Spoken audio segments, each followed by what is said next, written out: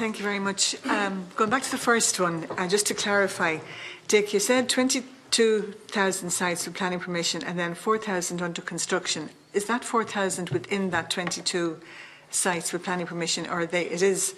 Okay, so my first question is, looking at Dublin City Council housing list, has Dublin City Council got the capacity, or what will it take, whether it's in partnership with the private partnership, private developers, to clear that housing list? I know it's a very broad question, and it brings in then the Docklands and the SDZ, and the fact that, you know, the 10%, while there's no buyout, the 10% is extremely low. And I know what you're talking about in your previous answer there, and I know the dangers of ghettoisation, but 10% is extremely low. And is there something, recommendation from here that can go, that should be increased? We know down in the Docklands there's going to be an awful lot of office business type development, and some of the accommodation that will be built will be for those to attract employees in. So I just make a plea for people who need not so much somewhere to rent for work, but people who need somewhere place to live. The second one is on the voids, and I know progress is being made, but there are still unacceptable levels of voids, and I'm talking about Dublin Central there. Two things. One is about the clearing out of perfectly good accommodation. And we know that this is costing an awful lot and it's taking time. So can that be looked at?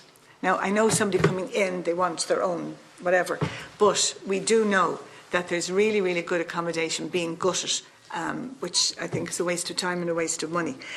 To turn around the voids quicker, have you actually got the manpower and woman power to do that?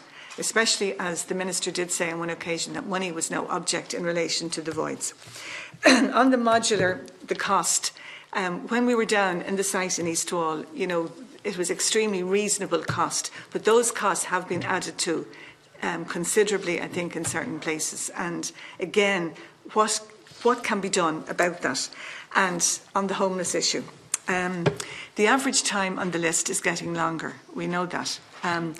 The 50% that goes to homeless lists, are you going to look at that again? Because it's having, you know, the law of unintended consequences on those who have been waiting really, really long times on the other list.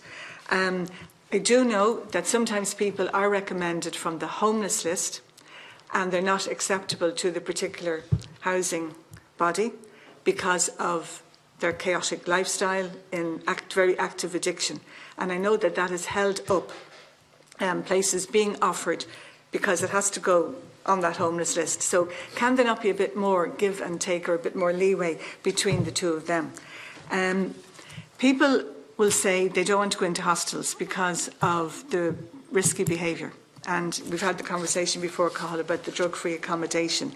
But I've been in quite a number of the hostels. I've met the staff and I've checked about the kind of training that they do. So what are the levels of unacceptable behaviour that's going on that people are saying that it's not safe to go into hostels? So that'll do on this round.